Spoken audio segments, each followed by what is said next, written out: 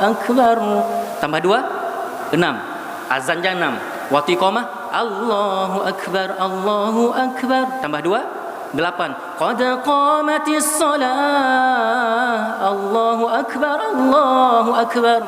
10 kali 5, 50 kali. Allah maha besar, Allah maha besar. Tapi lihat hari ini orang Islam, Allah tetap kecil. Lebih besar kebun, lebih besar toko, lebih besar apel, lebih besar kantor, lebih besar dunia daripada Allah. Ini yang terjadi dimanapun hari ini. Bukan katanya hanya kepada engkau menyembah, katanya hanya kepada engkau minta tolong, tapi masih minta tolong sama dukun. Di mulutnya Allahus Somad, Allah tempat menggantung. Maka saya bilang apa? Ayat Al-Quran dijadikan bisnis. Apa salah satu bisnis? Bisnis jual ayat, permanis, perkasih, perlaris. Ada nggak di toko-toko Islam hari ini yang dia menulis, bahkan maaf cakap di tempat kami Cina non-Muslim pun dia memakai ayat Al-Quran sebagai ayat pelaris. Ayatnya apa? Katanya ayat 1000 dinar. Yang Allah sendiri nggak pernah menyebutkan nama ayat ini ayat 1000 dinar. Sebagai pemilik Al-Quran, Nabi nggak pernah menamakan. Allah tidak pernah menamakan ayat ini dengan istilah-istilah kecuali istilah yang Allah berikan dan Rasulullah berikan. Tapi ada hari ini mengistilah-istilahkan ayat. Dia yang mengkonsepkan Al-Quran dengan menyebutkan nama ayat 1000 dinar. Apa ayat 1000 dinar? Yang dipajang-pajang, yang ditulis di toko-toko.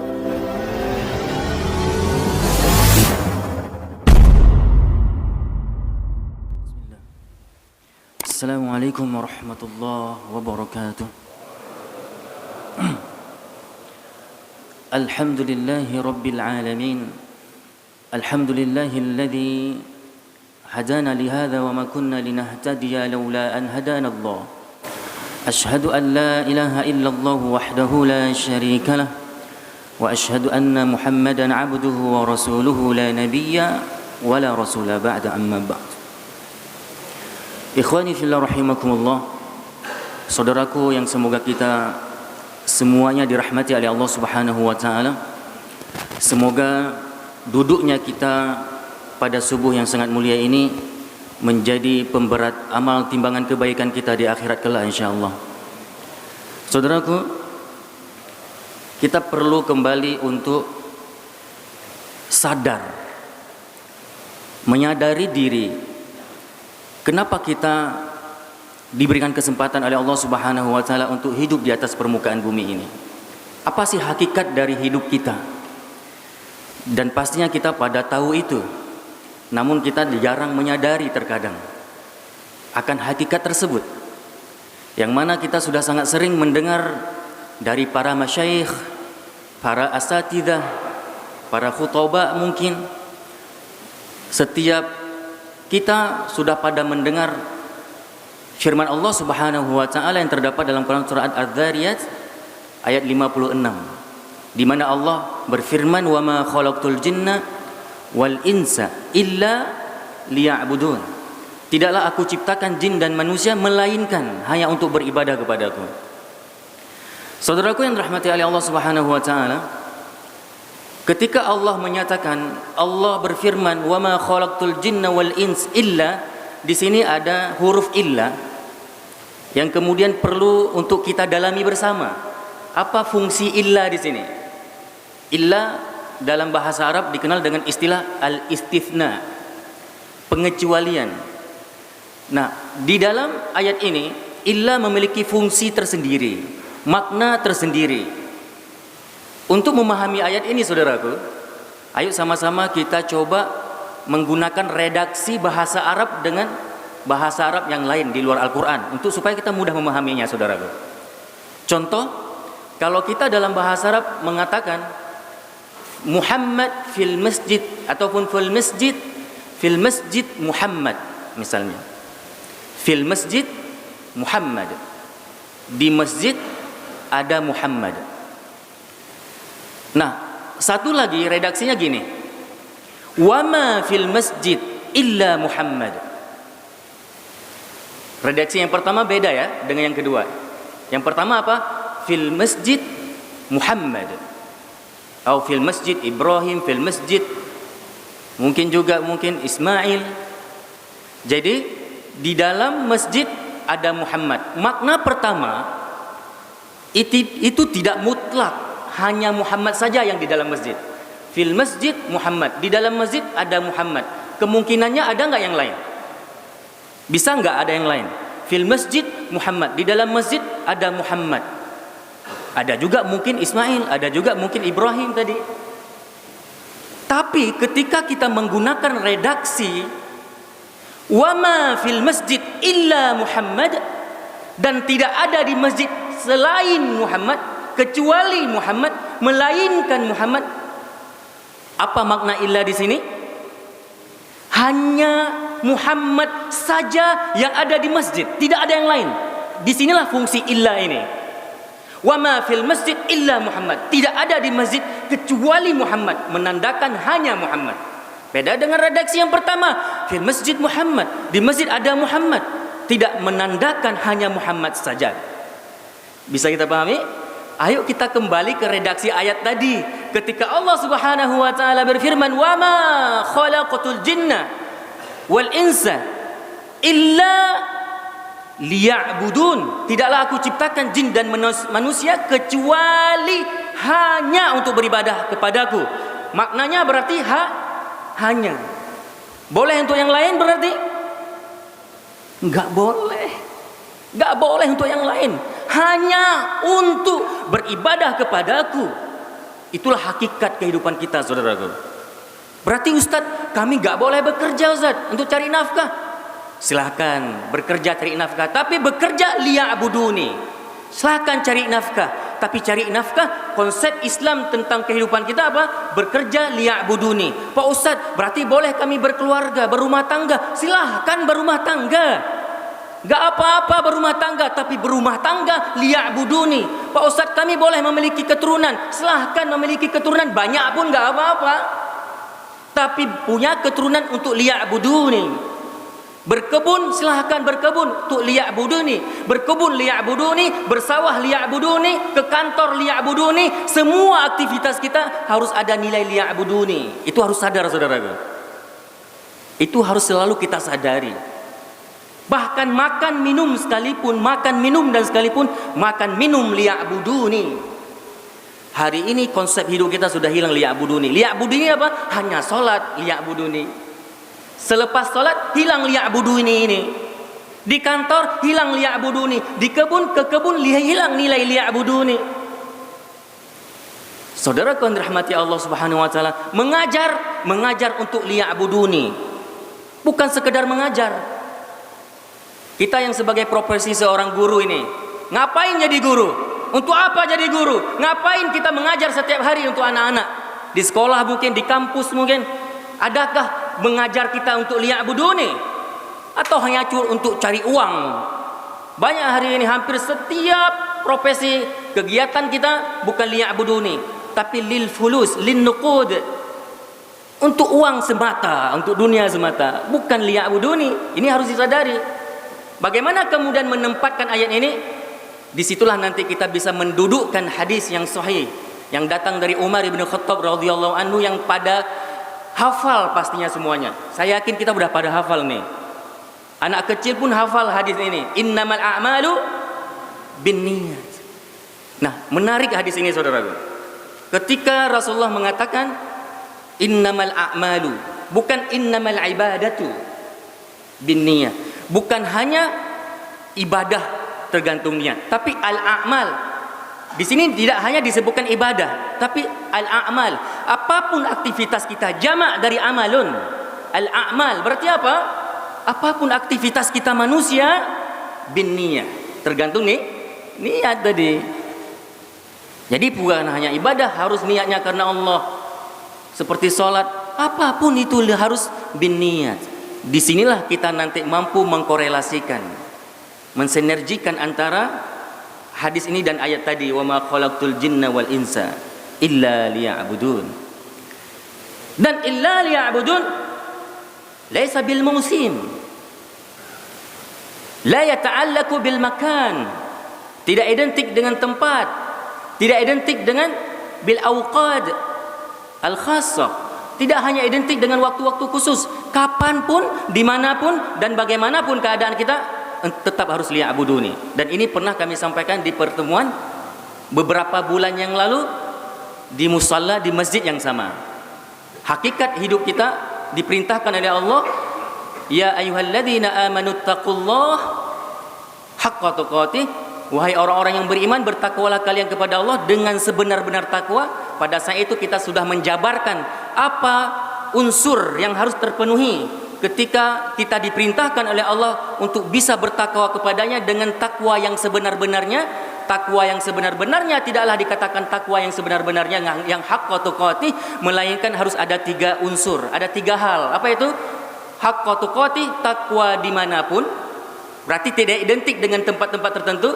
Tidak hanya takwa di musalla, di masjid, selesai dari masjid hilang takwa kita, berarti takwa kita belum haqqa tuqatih, karena takwa masih bertempat. Kami orang Aceh yang katanya, bukan katanya sih, memang itu faktanya, bersyariat Islam, hanya satu-satunya provinsi di Indonesia yang punya legalitas untuk mengimplementasikan, menerapkan penegakan syariat Islam. Oke. Tapi kalau hanya dia menegakkan syariat Islam dalam kehidupannya ketika di Aceh doang, tapi ketika sampai ke Medan, sampai ke Bali ini misalnya, ke Denpasar ini, orang Aceh itu sudah hilang takwanya, maka takwanya belum haqqa tuqatih orang Aceh itu. Kenapa? Takwanya masih bertempat. Sedangkan Nabi mengatakan apa? Ittaqillaha haitsuma kunta. Bertakwalah kalian dimanapun kalian berada, mau di masjid, mau di luar masjid, mau di pasar, dimanapun. Itu haqqa tuqatih, tidak bertempat di tempat tertentu. Dan yang kedua apa? Haqqa tuqatih kapanpun. Kalau dimanapun berarti identik dengan tempat. Kalau kapanpun identik dengan waktu. Nah, orang bertakwa itu tidak di waktu-waktu tertentu. Di bulan Ramadan takwanya Masya Allah, Qurannya nggak pernah lekang, 1 kali khatam minimal, per hari 1 juz di bulan Ramadan. Bulan Syawal ini ada nggak yang sudah 30 juz? Ada nggak yang sudah 1 khatam? Dan Syawal belum selesai ini, belum selesai Syawal, saudaraku. Bagaimana kondisi kita dengan Al-Quran? Bagaimana kondisi malam kita, ibadah malam kita? Bagaimana kondisi sedekah kita? Bagaimana kondisi sholat 5 waktu yang di dalam Ramadan kita komitmen untuk di masjid sholatnya? Nah, kalau hanya di bulan Ramadan kita takwa, setelah Ramadan di Syawal, di Dzulqa'dah, Dzulhijjah, Muharram, Safar dan seterusnya hilang takwa kita, maka takwa kita masih bermusim. Ketika takwa masih bermusim, maka belum haqqa tuqatih. Karena takwanya masih dalam waktu-waktu tertentu. Kita ini hamba Allah atau hamba Ramadan, gitu kan pertanyaannya. Kalau hamba Ramadan, dia hanya menghambakan Ramadan, maka hati-hati niat kita. Kita beribadah karena Ramadan atau karena Allah? Karena Allah di dalam Ramadan, Allah di bulan Syawal sama saja. Kita boleh meninggalkan Ramadan, tapi jangan meninggalkan Allah. Ada orang yang taatnya misalnya di mana? Di tanah suci. Oh, Masya Allah, nggak lekang dari Masjidil Haram. Sholat 5 waktu di Masjidil Haram, di Masjid Nabawi. Mudah bangun subuhnya untuk sholat subuh ke masjid. Bahkan subuhnya mungkin jam 5, kita jam 3 pagi dini hari sudah di Masjidil Haram. Begitu semangatnya kita. Itu di tanah suci. Ketika di tanah air, maka kalau ada yang kondisi seperti itu, sebenarnya dia bukan menyembah Allah. Dia sedang menyembah Ka'bah. Dia sedang menyembah Masjidil Haram. Dia sedang menyembah Masjidil Nabawi.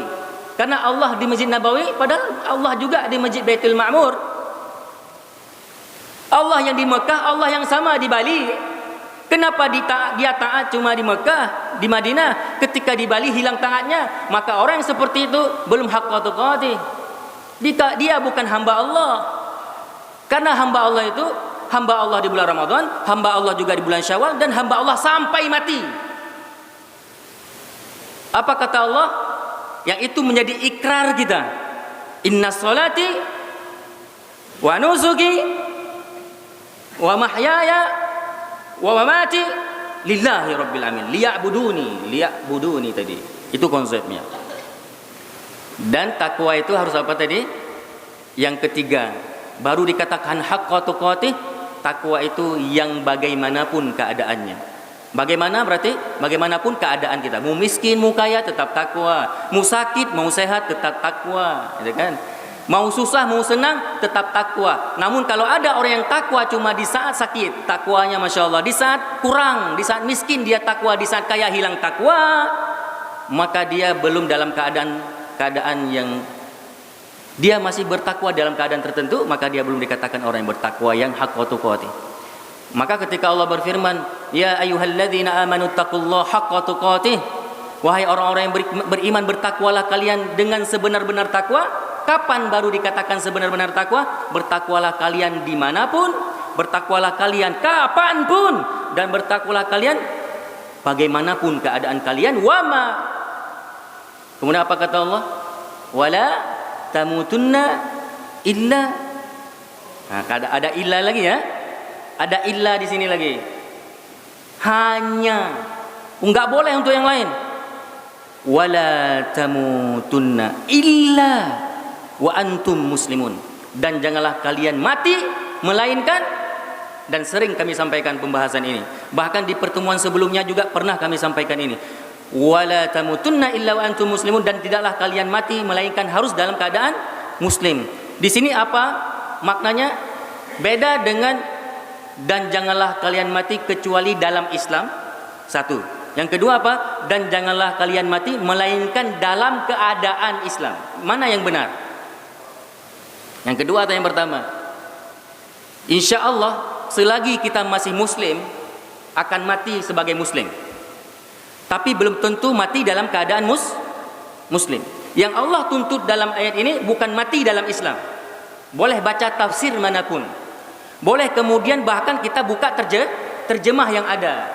Ketika diterjemahkan ayat ini, maka di situ kita akan jumpai terjemah dari ayat ini apa? Dan janganlah kalian meninggalkan dunia ini, dan janganlah kalian mati, janganlah kalian wafat melainkan dalam Islam atau dalam keadaan Islam, kecuali dalam keadaan Islam. Maksudnya apa? Tidak semua orang mati Islam mati dalam keadaan Islam. Dia Islam tapi tidak dalam keadaan Islam, enggak sholat, masih syirik. Ya, banyak pelaku-pelaku syirik, dia muslim. Dia muslim tapi nggak sholat. Orang seperti ini mati dalam Islam, tapi belum tentu dia mati dalam keadaan Islam. Nah, jadi kita jangan merasa diri muslim saja, tapi apakah keadaan kemusliman kita benar? Gitu. Itu makna dari ayat ini. Saudaraku yang dirahmati oleh Allah Subhanahu Wa Taala, ketika kita pahami akan hakikat kehidupan manusia tadi, yang sebagaimana Allah firmankan, wa ma khalaqtul jinna wal insa illa liya'budun, dan tidaklah aku ciptakan jin dan manusia melainkan hanya untuk beribadah padaku, maka ayat ini sangat dipahami oleh syaitan. Ayat ini sangat dipahami oleh iblis. Dia kemudian tidak akan ingin membiarkan kita hamba Allah ini untuk mengamalkan konsep hidup ini. Dia akan berusaha untuk menyelewengkan kita dari kehidupan ini. Maka ketika Allah nyatakan fakhruj minha fa innaka rajim, ketika Allah firmankan kepada iblis fakhruj minha fa innaka rajim, keluarlah kalian dari surga ini, keluarlah kamu dari surga ini, fa innaka rajim, karena sesungguhnya kamu sudah terkutuk, sedangkan orang terkutuk tidak boleh berada di surga. Maka dia kemudian menyatakan di depan Allah apa? La aq'udannahum, alaupun la aq'udanna lahum siratakal mustaqim. Maka syaitan, iblis berkata kepada Allah, karena memang aku telah sesat, aku tidak akan biarkan sendiri dalam kesesatan. Jadi syaitan, iblis telah menyatakan itu. Dia sadar diri sesat. Kemudian dia tidak akan pernah membiarkan manusia berada di jalan yang benar. Jalan yang benar apa? Jalan Al-Quran, tafsirnya seperti itu. Siratakal mustaqim, jalan Al-Quran dan Sunnah, jalan Islam. Syaitan tidak akan pernah membiarkan kita. Maka dia apa? Kata Allah, dia nyatakan sendiri, iblis katakan sendiri, la aqudanna lahum siratakal mustaqim. Sungguh aku akan menyertai manusia untuk aku sesatkan seperti aku.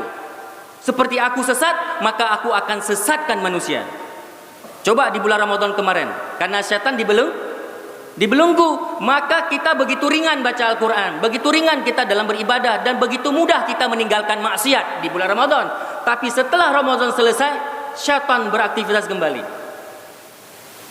Saudaraku, Menarik ayat ini ketika Allah menggunakan kalimat dari iblis apa? La'aqudanna. Apa makna la'aqudanna? La'aqudanna itu bahasa Arabnya dasar qa'ada yaq'udu, yaitu jalasa yajlisu. Qa'ada. Apa arti qa'ada? Duduk. Kenapa Allah dan iblis menggunakan pernyataannya dengan kalimat sungguh aku akan duduk bersama manusia dimanapun manusia itu berada. Makna duduk di sini apa? Dia bukan duduk doang. Makna duduk, dia akan selalu berada dimanapun manusia berada. Duduk untuk menyertai kita. Misalnya kita tidur, dia duduk nggak bersama kita? Dia duduk bersama kita.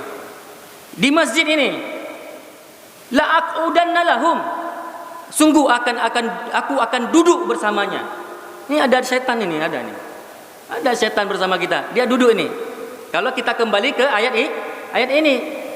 Karena bahasanya apa? Aku akan duduk. Memang enggak seperti itu terjemahannya, tapi kalau kita kembali ke teks Arabnya, ayatnya, bahasa la'aqudanna apa? Aku akan selalu duduk. Makna duduk di sini adalah aku akan selalu menyertai manusia untuk aku sesatkan. Di rumah ada setan enggak berarti? Dia duduk bersama kita. Ketika kita berada di masjid, ada dia. Ketika di kebun, ada dia duduk bersama kita. Dimanapun kita berada, dia duduk bersama kita. La'aqudanna lahum. Untuk apa? La'aqudanna lahum siratakal mustaqim. Untuk supaya aku sesatkan. Aku cari-cari kesempatan pada manusia ini untuk aku sesatkan dari jalanmu yang lurus. Apa jalanmu yang lurus? Jalan Al-Quran. Jalan Al-Quran. Makanya ketika kita di bulan Ramadan dekat dengan Al-Quran. Ketika selesai Ramadan, udah mulai nggak kita nggak dekat dengan Al-Quran? Udah mulai. Kenapa? Di situ berarti kita sudah dikalahkan oleh syaitan. Ada setan yang duduk selalu menyertai kita. Dan kenapa konsep awal ataupun misi awal dari setan itu menyesatkan kita dari Al-Quran? Karena Ramadan itu, setelah Ramadan maksudnya ya, kenapa di bulan Syawal yang paling pertama disesatkan kita adalah masalah Quran? Karena apa? Ramadan syahrul Quran. Ini sudah kita pahami semuanya. Ramadan adalah syahrul Quran, dikenal dengan bulan Al-Quran. Maka kemudian di bulan Ramadan kita begitu ringan membaca Al-Quran, mudah membaca Al-Quran, gak ada beratnya baca Al-Quran. Mau pagi, mau malam, kayak mudah sekali. Ringan kita untuk membuka mushaf dan membaca Al-Quran berjam-jam. Karena apa? Ramadan. Nah, karena memang Ramadan itu bulan Quran dan setan sangat sulit untuk mengganggu kita, maka kesempatan setan untuk mengganggu kita setelah Ramadan yaitu Syawal. Syawal itu target pertama setan untuk menggoda kita adalah menggoda untuk tidak baca Al-Quran. Karena itu intinya itu. Inti dari kehidupan manusia adalah mengamalkan Al-Quran. Maka hari ini coba kita introspeksi diri ini. Sudah berapa Syawal nih? Adakah giat kita membaca Al-Quran di bulan Syawal sama giat kita seperti giat kita membaca Al-Quran di bulan Ramadan? Nah, ini penting untuk kemudian kita tanyakan pada diri kita masing-masing, saudaraku. Jangan sampai kita kemudian larut tidak membaca Al-Quran. Saudaraku rahmati oleh Allah Subhanahu wa taala, dalam Al-Quran surah yang lain, makanya kemudian Allah berfirman di dalam Quran surah Az-Zukhruf, "Wa may ya'shu an dzikrir rahman nuqayyid lahu syaitana fa huwa lahu qarin." Apa kata Allah? Barang siapa yang berpaling dari Al-Quran, barang siapa yang berpaling dari Al-Quran, pengajaran Al-Quran, maka nuqayyid lahu syaitana, Allah akan membiarkan dia disesatkan oleh syaitan, fahuwa lahu qarin. Dan orang-orang yang sudah disesatkan oleh syaitan dari Al-Quran, yang berpaling dari Al-Quran, itulah yang kemudian akan menjadi teman akrabnya syaitan. Jadi orang-orang kalau sudah nggak baca Al-Quran, Pak, orang-orang kalau sudah berpaling dari belajar Al-Quran, maka dia akan menjadi teman setan. Yang setan akan selalu duduk bersamanya tadi, la'aqudanna lahum siratakal mustaqim. Sungguh kami akan selalu duduk menyertai mereka untuk menyesatkan mereka dari siratakal mustaqim, yaitu dari Al-Quran. Maka kemudian Allah berfirman, wa may ya'shu an dzikrir rahman, barang siapa yang berpaling dari Al-Quran, nuqayyid lahu syaitana fahuwa lahu qarin. Maka syaitan nanti, maka orang yang berpaling dari Al-Quran nanti akan menjadi teman karibnya syaitan. Kemudian Allah Subhanahu wa taala berfirman, wa innahum la yasuddunahum 'anis sabil. Ini penting. Kemudian syaitan itu akan selalu berusaha menyesatkan kita dari as-sabil. As-sabil apa? Al-Islam. As-sabil apa kata mufassirin? Al-Quran. Kita akan berpaling dari Al-Quran, saudaraku. Sebagai pembahasan penutup dari saya,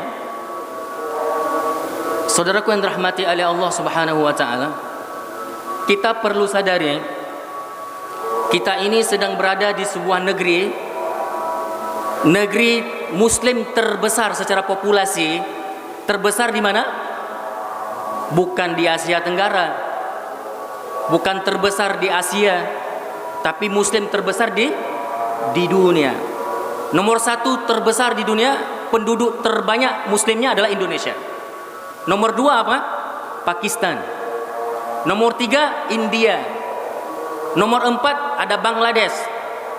Nomor 5 Nigeria. Nomor 6 ada Mesir. Dan begitulah seterusnya. Yang intinya apa? Kita berada di nomor 1 muslim terbanyak di dunia. Namun apa yang menjadi masalah kita hari ini? Yang menjadi masalah kita hari ini adalah ra'aitul muslimin dunal Islam wa ra'aitul Islam dunal muslimin. Mungkin kita bisa pahami ya redaksi bahasa Arab ini.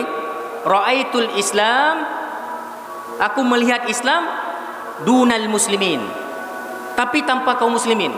Bagaimana ini cara memahaminya ini? Ra'aitul Islam dunal muslimin, aku melihat Islam tanpa kaum musliminnya. Wa ra'aitul muslimin dunal Islam, dan aku melihat kaum muslimin tanpa Islam. Bisa nggak ini? Inilah kondisi kita di Indonesia ini, Pak. Yang muslim terbanyak tadi. Ra'aitul Islam, aku melihat Islam. Melihat di mana? Melihat di Al-Quran, melihat di Sunnah. Kita lihat Islam di masa Rasulullah. Tapi kalau kita lihat hari ini, ra'aitul Islam, ainal muslimin? Ainal muslimun al-an? Tapi di mana muslimunnya? Islam sendiri, kaum muslimun sendiri. Wa ra'aitul muslimin, dan aku melihatkan orang-orang Islam dunal Islam, tanpa Islam. Dan salah satu yang sangat menyedihkan kita apa? Hasil survei. Sebagai penutup, apa hasil survei terbaru? 2025 Desember. Berarti berapa bulan yang lalu? 2025 Desember. Berarti 3 bulan atau 4 bulan yang lalu, betul? Masih belum lama ya. Hasil survei dari Kemenak. Hasil survei dari Kemenak, Humas Islam Republik Indonesia, dari Kemenak, Kementerian Agama. Hasil surveinya apa? Muslim yang begitu banyak di Indonesia ternyata 72,25% nggak bisa baca Quran. Bahkan bahasa Kemenaknya bukan tidak bisa baca Quran, tapi buta huruf. Apa bedanya buta huruf Al-Quran dengan tidak bisa baca? Tidak bisa baca bisa bermakna tidak lancar. Tapi buta huruf bukan sekedar tidak bisa, bukan sekedar tidak bisa, memang nggak tahu huruf. Ini kondisi Islam ini. Ini hasil surveinya. Buta huruf Al-Quran 72,25%. Itu bukan angka sedikit, saudaraku. Nah, kemudian hasil survei berikutnya, kalau DMI, kita pada tahu DMI ya, Dewan Masjid Indonesia juga ikut mensurvei. 65-70% juga. 65-70% Muslim di Indonesia nggak bisa baca Quran. Kemudian hasil survei berikutnya, bagaimana kondisi belajar Al-Quran penduduk kota? Ini termasuk kota nggak ini? Kota ya, Baitul Ma'mur ini termasuk di kota ini. Nah, jadi ada hasil survei khusus mensurvei bagaimana keadaan penduduk di kota dengan keaktifan mereka dalam belajar tahsin Al-Quran. Apakah mereka punya waktu untuk belajar Al-Quran, baik dengan ustadz privat di rumah atau belajar di masjid, khusus belajar Al-Quran untuk membaca tahsin, a i u babi bu, mungkin ana auna una aina ina anon, ataupun boleh Baghdadi, boleh An-Nur, boleh Iqra, apapun lah metodenya, intinya belajar Al-Quran. Ternyata ketika ditanya dari tim survei Kemenak juga, bagaimana apakah kamu pernah belajar Al-Quran? Duduk khusus belajar Al-Quran tahsin? Respondennya apa? Berapa? 20% cuma yang belajar. Bayangkan penduduk kota yang punya waktu untuk Al-Quran, belajar Quran cuma 20%. 80%-nya kemana? Nggak ada lagi waktu untuk belajar Quran. Itu hasil survei. Yang sangat menyedihkan kita apa? Kemenak juga mengeluarkan hasil survei Desember 2025 kemarin. Guru PAI. Apa guru PAI? PAI, Pendidikan Agama Islam di Indonesia setingkat SD. Tingkat SD ini 58 atau 58,26%. 58,26% guru PAI setingkat SD dan sederajat tidak bisa baca Al-Quran. Itu hasil survei Kemenak. Ini resmi, ini yang saya sampaikan, resmi hasilnya. Boleh nanti di googling, dilihat hasil survei 2025 Desember. Kan baru 4 bulan kemarin, belum sampai 4 bulan pun, 3 bulan kemarin. 58,26% guru agama setingkat SD. Ada satu tempat ketika saya menyampaikan ini, ada yang menyanggah, ustadz juga yang menyanggah, yang merespon, ustadz, sedih saya kita dengarnya ya, 58,26% guru agama nggak bisa baca Quran tingkat SD. Tapi ustadz, nah ada tapinya, dia sampaikan ke saya, tapi ustadz Sayuti kan nggak apa-apa, karena cuma guru SD, bukan guru SMP kan, bukan guru SMA kan. Bagaimana kira-kira dengan pernyataan ini nih? Kan nggak apa-apa, cuma guru SD. Padahal sebenarnya bagaimana? Karena guru SD lah, dia mengajar dasar, nggak boleh salah, karena dia akan terwariskan kesalahan kepada anak-anak yang sangat dini ini, dan akan sulit bagi kita kemudian memperbaikinya. Maka karena guru SD lah, karena dia baru belajar dasar, nggak boleh salah. Oh iya juga ya Ustadz, iya memang seperti itu, jangan remeh. Maka saudaraku yang dirahmati Allah Subhanahu wa taala, inilah hasil survei di Indonesia, bagaimana kondisi bacaan Al-Qur'an kita dengan bagaimana kondisi bacaan Quran kita hari ini. Luar biasa. Orang berbondong-bondong meninggalkan Quran, dan ini ada misi syaitan yang bermain, karena dia telah menyatakan itu, aku sungguh akan menyesatkan manusia dari Al-Qur'an. Saudaraku yang dirahmati oleh Allah Subhanahu wa taala, maka dari itu sebagai penutup satu ayat lagi saya sampaikan, ketika kita memakai ayat ini atau menggunakan ayat ataupun membaca ayat ini, jadi terpahamkan kita. Ketika kita tahu kondisi hari ini seperti itu, maka ayat ini makin terasa bagi kita. Ketika Allah mengabadikan curhatan Nabi kita Muhammad SAW dalam Al-Quran surah Al-Furqan ayat 30. Betul? Di dalam Quran surah Al-Furqan ayat ke-30, Allah Subhanahu wa taala berfirman mengabadikan curhatan Nabi kita. Wa qala ar-rasul, dan berkatalah Rasul Muhammad sallallahu alaihi wasallam, wa qala ar-rasul ya rabbi inna qaumi, wahai Rabbku, sesungguhnya kaumku ittakhadhu hadzal qur'ana mahjura, sungguh kaumku telah menjadikan Al-Qur'an yang mahjura. Apa arti mahjura? Hijrah. Mahjur itu dari kalimat dasar hijrah. Di zaman Nabi orang hijrah menuju Quran. Di zaman kita orang hijrah bukan menuju Quran, hijrah meninggalkan Al-Quran. Begitulah kata Nabi dalam Al-Quran surat Al-Furqan ayat 30. Dan untuk memahami ayat ini, pahamilah keadaan tadi. Benar ternyata apa kata Allah? Wa qala ar-rasul ya rabbi inna qaumi ittakhadhu hadzal qur'ana mahjura. Berkatalah Rasulullah SAW, wahai Rabbku, sesungguhnya kaumku telah menjadikan Al-Quran sesuatu yang ditinggalkan. Apa makna ditinggalkan? Ditinggalkan bacaannya, ditinggalkan memahaminya, mempelajarinya, ditinggalkan dalam mengamalkannya. Ini baru terasa. Dari ayat itu dengan kondisi yang seperti tadi, maka makin terasa hadis khairukum man ta'allamal Qur'an wa 'allamahu, maka sebaik-baik kalian adalah orang yang belajar Al-Quran dan mengajarkannya. Mungkin hadis ini tidak akan bisa dipahami dengan baik kecuali kita pahami keadaan tadi. Maka makin terasa hadis ini ketika Nabi bersabda khairukum man ta'allamal Qur'an wa 'allamahu, sebaik-baik kalian, kata Nabi, yang belajar Al-Quran dan yang mengajarkannya. Mungkin kok sebaik-baik orang yang belajar Al-Quran dan yang mengajarkannya? Iya, dalam kondisi orang-orang sudah mahjuro tadi, disitulah hadis ini makin terasa bagi kita. Sebaik-baik manusia, sebaik-baik kalian yang mau belajar dan mengajarkan Quran.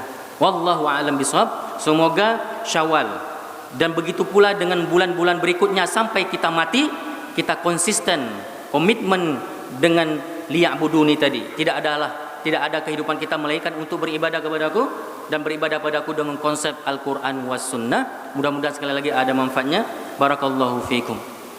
Subhanakallahumma wa bihamdika asyhadu an la ilaha illa anta astaghfiruka wa atubu ilaik wa akhiru da'wana alhamdulillahi rabbil alamin.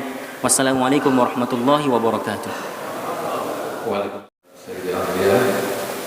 Tentu terkait dengan tema yang sudah disampaikan oleh beliau tadi, mudah-mudahan menjadi motivasi sekaligus pemicu buat kita untuk bersemangat ketika Terima kasih. Assalamualaikum warahmatullahi wabarakatuh. Waalaikumsalam. Dari penjelasan Ustaz tadi, adalah berkaitan dengan awalnya sunnah Rahman ayat al-Syaitan bahwa baik. Kalau yang saya tanyakan kaitannya dengan arti ini Ustaz. Saya yakni ala nasi zaman la yabqun min al-Islam ila Islam wa yabqun min al-Quran ila Rasul. Ini mungkin ada kaitannya yang saya mau dijelaskan Ustaz. Terima kasih Ustaz. Assalamualaikum warahmatullahi wabarakatuh. Waalaikumsalam warahmatullahi wabarakatuh. Masya Allah, bagus sangat pertanyaan beliau. Walaupun kemudian hadis tadi masih diselisihkan oleh para ulama akan kedudukannya, apakah sahih atau tidak sahih. Tapi hadis ini masyhur. Hadis ini ada penguatnya dari hadis-hadis yang sahih. Di mana ketika Rasulullah menyatakan apa? Ma baqiyal Islamu illa ismuhu walal Quran illa rasmuhu walal masjidu illa bunyanuhu. Apa kata Nabi? Tidaklah tinggal dari Islam kecuali hanya namanya. Tidaklah tinggal dari Al-Quran kecuali hanya tulisan saja. Dan tidaklah tinggal masjid kecuali hanya bangunan saja. Jadi di kondisi di mana nanti Muslim akan hidup dalam keadaan dia Muslim, tapi Islam ya nama saja Islam. Islam KTP kalau bahasa kita. Jadi kalau Islam KTP, kalau masuk surga KTP-nya saja kan? Dia nggak masuk karena Islam KTP. Nah ini yang terjadi. Dan tidaklah tinggal Al-Quran kecuali hanya tulisan saja. Dan bahkan maaf, Al-Quran itu dijadikan salah fungsi di akhir zaman. Dan ini hadisnya sahih. Salah satu tanda-tanda kiamat apa? Al-Quran tetap ada yang baca, tapi dibaca untuk supaya mendapatkan dinar dan dirham. Ini hadis. Tujuannya salah. Untuk mendapatkan dinar dan dirham. Untuk dunia. Mereka baca Al-Quran, tapi tidak keluar, lewat dari kerongkongan mereka, nggak sampai ke hati. Di sini cuma. Ini kondisi orang yang pun kalau ada yang baca Al-Quran. Saudaraku yang dirahmati oleh Allah Subhanahu wa taala, dan tidaklah tinggal masjid kecuali hanya tinggal bangunan saja. Dan ini sudah mulai ini pelan-pelan. Maaf cakap saudara kita di Lombok, di sini pasti ada yang Lombok. Negeri 1000 masjid ya. 1.000.000 masjid, 1000 masjid. Masjidnya yang 1000, orangnya 1000 enggak? Orang yang salahnya 1000 enggak? Ya sesaf, bukan 1000, sesaf. Itu pun kakek-kakek, orang tua. Dan berapa hasil survei? Hasil survei orang yang sholat 5 waktu di masjid berapa persen? 2%. Itu hasil survei. Boleh buka nanti hasil survei dari beberapa lembaga survei. Berapa persen orang yang betul-betul sholat di masjid? Cuma 2%. Walaupun Allahu Akbar 50 kali kan? 5 kali atau 50 kali? 50 kali, bukan 5 kali. Allahu Akbar berapa? 2. Allahu Akbar 4. Hayya 'alal falah. Allahu Akbar. Tambah 2, 6. Azan jam 6. Waktu iqamah Allahu Akbar. Tambah 2, 8. Qad qamatis shalah. Allahu akbar, Allahu akbar. 10 kali 5, 50 kali Allah maha besar, Allah maha besar. Tapi lihat hari ini orang Islam, Allah tetap kecil. Lebih besar kebun, lebih besar toko, lebih besar apel, lebih besar kantor, lebih besar dunia daripada Allah. Ini yang terjadi dimanapun hari ini. Bukan hanya di Indonesia, di Arab sekalipun. Pak Ustaz, mana ada? Kami sering di Mekah. Bukan Mekah Arab itu. Bukan hanya Madinah Arab itu. Arab saya bilang, bukan Mekah, bukan Madinah. Arab. Kondisi Arab hari ini sekalipun juga dalam kondisi yang sama. Jeddahnya, coba lihat di Jeddah, banyak orang nggak sholat. Coba di Riyadh, Riyadh Arab nggak? Arab. Yaman Arab nggak? Arab. Dubai Arab. Coba lihat orang Arab juga. Jadi bukan fenomena di sini saja. Maka hanya tinggal bangunan. Dan maaf, bahkan Al-Quran tidak yang baca, tapi kemudian dijadikan apa tadi? Untuk dunia. Bahkan saking dunianya, ayat Al-Quran itu dijadikan sebagai jimat. Di sini ada enggak? Ada pakai jimat? Kalau ada pakai jimat, langsung tobat detik ini. Jangan besok, mungkin mati hari ini. Allahu Akbar, iyyaka na'budu wa iyyaka nasta'in. Hanya kepada Engkau saja aku menyembah dan hanya kepada Engkau saja aku memohon pertolongan. Tapi di badannya masih ada benang 7 warna. Di tangannya masih ada tejang 7 warna. Katanya hanya kepada Engkau menyembah. Katanya hanya kepada Engkau minta tolong, tapi masih minta tolong sama dukun. Di mulutnya Allahus Somad, Allah tempat menggantungkan. Masa Allah saja? Ternyata ada juga. Maka saya bilang apa? Ayat Al-Quran dijadikan bisnis. Apa salah satu bisnis? Bisnis jual ayat, permanis, perkasih, perlaris. Ada nggak di toko-toko Islam hari ini yang dia menulis, bahkan maaf cakap di tempat kami Cina non-Muslim pun dia memakai ayat Al-Quran sebagai ayat pelaris. Ayatnya apa? Katanya ayat 1000 dinar. Yang Allah sendiri nggak pernah menyebutkan nama ayat ini ayat 1000 dinar. Sebagai pemilik Al-Quran, Nabi nggak pernah menamakan. Allah tidak pernah menamakan ayat ini dengan istilah-istilah kecuali istilah yang Allah berikan dan Rasulullah berikan. Tapi ada hari ini mengistilah-istilahkan ayat. Dia yang mengkonsepkan Al-Quran dengan menyebutkan nama ayat 1000 dinar. Apa ayat 1000 dinar? Yang dipajang-pajang, yang ditulis di toko-toko. Wa may yattaqillaha yaj'al lahu makhraja wa yarzuquhu min haitsu la yahtasib. Barang siapa yang bertakwa, jelas ayatnya kan? Bukan barang siapa yang tempel. Ini toko-toko nggak sholat tapi tempel wa may yattaqillaha yaj'al lahu makhraja. Maka ayat ini jadikan alat-alat bisnis. Maka itu diantara pemahaman hadis tadi. Tidaklah tinggal Islam kecuali hanya nama, tidaklah Al-Quran kecuali hanya tulisan, kaligrafi, dan tidaklah hanya Islam masjid kecuali hanya tinggal bangunan saja. Dalam artian banyak orang meninggalkan sholat. Wallahu a'lam bishawab. Dan inilah yang memang yang terjadi hari ini. Maka dengan hadis ini bukan berarti kita pesimis, kita harus optimis untuk bangkit, ya, kita dan keluarga kita. Mudah-mudahan ada manfaatnya.